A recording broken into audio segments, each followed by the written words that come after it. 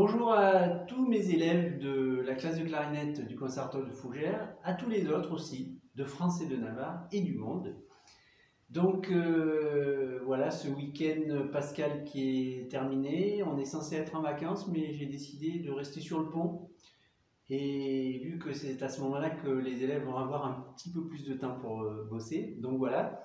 Alors aujourd'hui, c'est plus un partage d'expérience et puis de savoir comment moi je travaille certaines choses et un travail sur la gamme de Do et de Sol majeur. Alors, il y en aura pour les petits et pour les grands. Donc, à l'intérieur de la description de cette vidéo, vous aurez le lien pour télécharger un document que j'ai élaboré ce matin. Ok, donc il y aura la gamme de Do pour les petits, la gamme de Sol pour les plus grands et même pour les très grands, puisqu'on peut travailler ça à tous les niveaux. Alors, je vais essayer d'être... elle va être un peu plus longue cette vidéo parce que je vais dire peut-être pas mal de choses. Donc déjà, les gammes, à quoi ça sert? Souvent on se dit ouais c'est un peu rébarbatif et tout, mais non. Moi je pense que même dans une simple gamme, on peut faire de la musique, hein, sur une simple note. Donc, à quoi ça sert? Déjà, c'est connaissance de l'instrument. Voilà, ça veut dire que vous connaissez mieux votre instrument parce que vous vous baladez dans tous les sens sur les touches et à l'intérieur des différents registres. L'agilité des doigts, évidemment. Quand vous connaissez bien vos gammes, vous allez mettre moins longtemps à travailler un morceau aussi. Au lieu de mettre 3 mois pour travailler par exemple une étude et un mouvement de concerto ou d'autres choses, vous allez peut-être mettre qu'une semaine ou un jour. Ça dépend de votre niveau de gamme. Si vous travaillez les gammes en conscience, c'est-à-dire que vous faites vraiment attention à ce que vous faites, vous allez gagner du temps sur le travail et sur le bénéfice en profondeur. Et toujours travailler lentement. Il faut toujours travailler avec la notion de musicalité. Parce que même sur une simple note, on peut être musical. Alors je vous donne un exemple, ça va être le plus simple, hein, regardez. La gamme de Sol.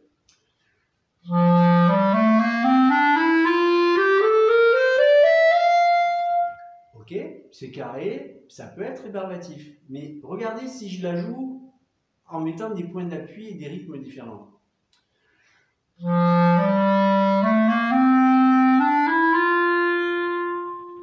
C'est la gamme de Sol.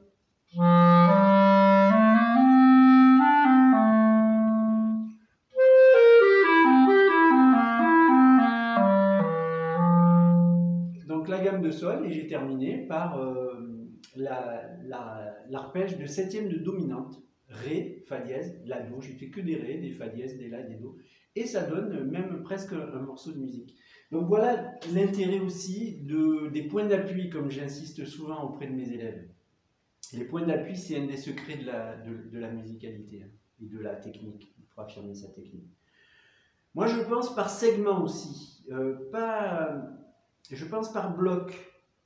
Vous voyez, plutôt que de penser, il faut penser note par note pour être sûr qu'elles soient toutes là, comme des petites perles sur un collier. Mais pour avoir plus d'homogénéité, il faut penser par bloc. Par exemple, si je fais la gamme de Fa, hein, si je fais...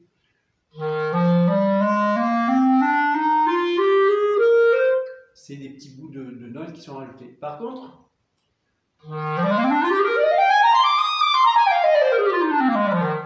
D'accord, je pars du Fa grave et je vise le Fa aigu, et quand je suis sur le Fa aigu, moi, mon idée, c'est d'arriver sur le Fa grave. D'accord, donc pensez par bloc aussi.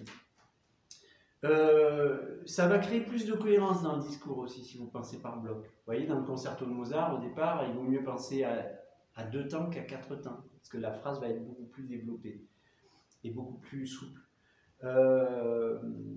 D'accord. Après, il y a plusieurs techniques pour travailler les gammes. On peut les travailler d'une manière saccadée, enfin pas saccadée, martelée, pardon.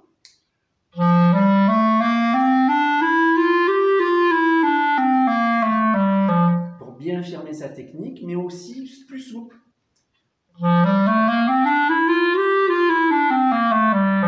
D'accord, en ayant les doigts souples, presque on va dire, en caressant sa clarinette. D'accord. Faites-en une amie de cette clarinette. Hein, il ne faut pas que ce soit... Enfin, c'est à vous de maîtriser le truc, mais faites-en une amie. Il ne faut pas que ce soit un combat avec votre clarinette. Voilà, donc, et puis on maîtrise la clarinette, c'est ce que je disais, mais c'est en symbiose. Hein, il faut que ce soit une symbiose et puis toujours un plaisir. Alors voilà, cette vidéo va être un petit peu plus longue que prévu. Donc sur la partition, hop, il va falloir que je modifie l'angle. Voilà, sur la partition que je vais vous donner, il y a la gamme de Do majeur pour les plus petits. Hein, j'ai fait ça sur 3 lignes. Et puis après, je suis passé sur Sol majeur pour les plus grands avec un petit peu plus d'exercices. Il y a notamment la gamme, mais il y a aussi les arpèges sur l'accord parfait, sur les tierces et sur l'accord de septième de dominante. Hein, donc vous verrez tout ça. Et c'est selon votre niveau, ben, vous en tirerez ce que vous voulez. D'accord ? Par exemple, je vais m'attacher plutôt à donner des exemples pour les plus petits. Okay, je vais jouer complètement les 3 premières lignes, comme ça, eux, ils vont pouvoir se caler sur ce rythme-là, d'accord ? Alors évidemment, j'ai des enfants qui sont en clarinette en ut. Donc là, moi, j'ai une clarinette si bémol. Donc ça va forcément...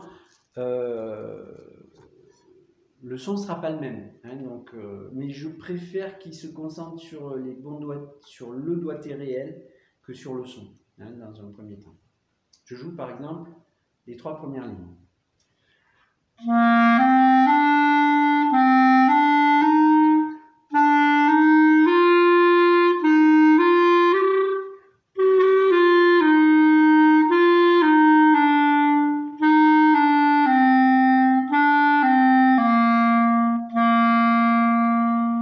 Donc vous avez vu que sur mon La, il y a eu un petit quelque chose, c'est parce qu'il y a de l'eau qui s'est mis sur le La ou le Sol dièse. Il faut que j'enlève cette eau-là. D'accord ? Donc, je souffle comme ça. Voilà, donc ça permet...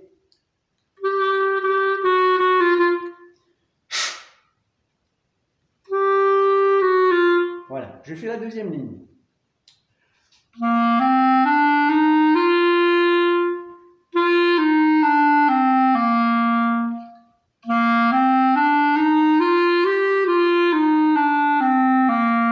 J'approche et je fais des tiers.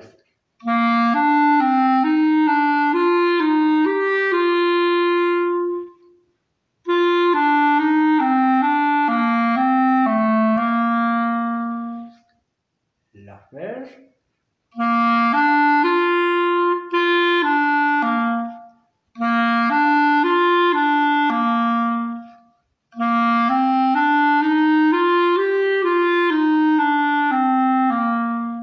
Et voilà donc les 3 lignes pour les plus petits. Alors comme je ne fais pas de montage vidéo, j'ai juste ma petite pause sur mon téléphone, je trouve que celle-là va être un petit peu trop longue, donc je vais séparer en deux. Donc là, ce sera la vidéo sur les gammes, vidéo numéro 1, et il va y avoir une vidéo numéro 2, hein, qui sera la suite de cette vidéo. Donc à vos clarinettes, les petits, écoutez bien tous les conseils que je vous ai donnés, et puis on se retrouve sur la deuxième vidéo concernant les gammes de Do majeur et Sol majeur. À bientôt.